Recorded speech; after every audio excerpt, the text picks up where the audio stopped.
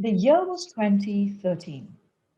I had just launched a Twitter chat for CEOs, CHROs, and leaders in Asia. We have been doing quite well. Till I decided to invite somebody by the name of Brian Fanzo.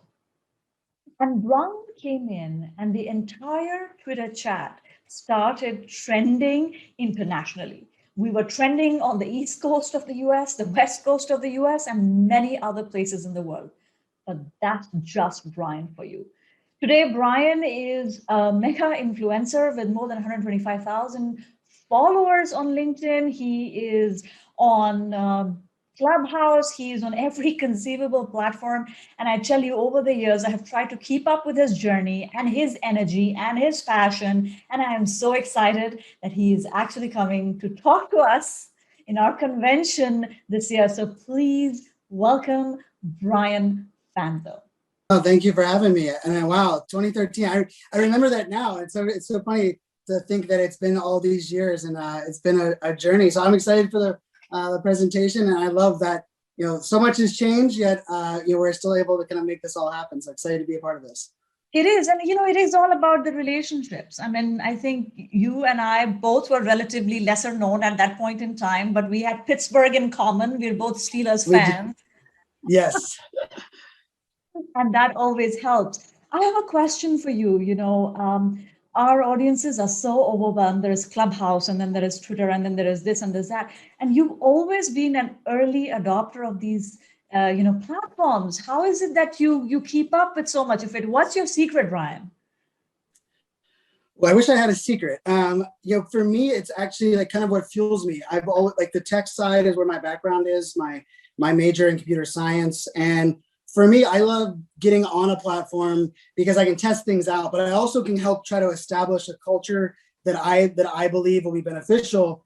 And then ultimately, I like to come back and say, here's what's working, here's the options for it, and helping decide if it's worthwhile. I don't believe we should all chase every shiny object. So I like to chase the shiny objects myself and then help others kind of decide what makes the most sense. And I can say part of the fun for me is getting on these platforms and trying ones out. And unfortunately, a lot of them, a year later, they die off or they're no longer valuable. But sometimes, I get to play in new areas. So for me, it's part of the fun, and the true benefit is being able to share it with everyone else to hopefully make the path a little easier.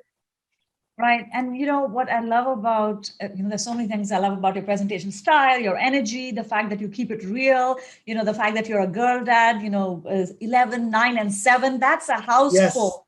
And, in this age of COVID where speaking is, taking on a whole new dimension, what would you say has been the most helpful thing that has allowed you to pivot and start dominating the virtual world of speaking? So interesting for me, most people when COVID happened almost a year ago right now, a lot of people came to me and were like, Brian, this is perfect for you. You're going to be the happy person because I've been doing virtual and live streaming for so long. But like I was using virtual to build my offline business, not really using virtual to build my on virtual business. And so one of the things that I kind of had to wrap my head around is I first tested out 76 different virtual event platforms. I don't recommend that for anyone. It was way too many sales calls and way too much, like even too much for me at one point.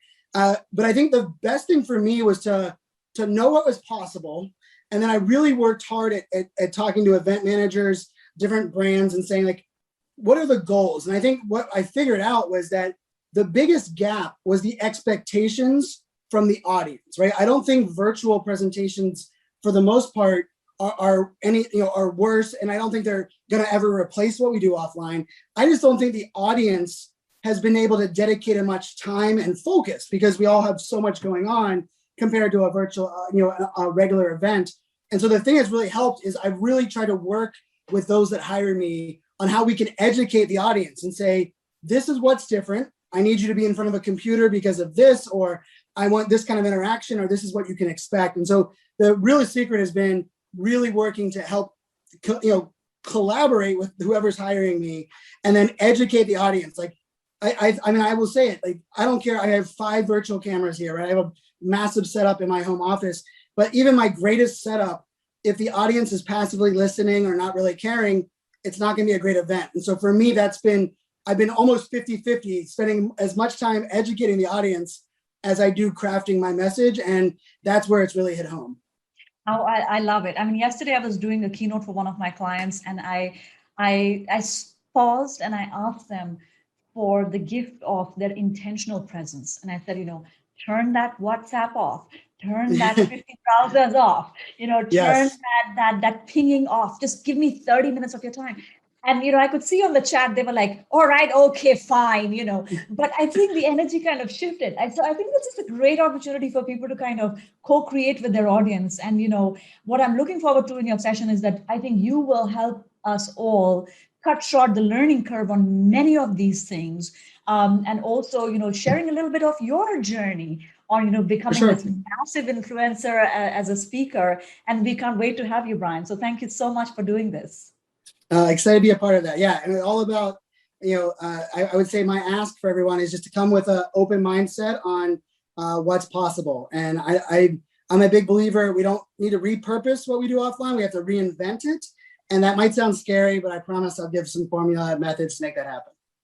Sounds great. We'll see you at the conference. And for That everyone sounds who's good. listening, I hope you have bought your early bird tickets still.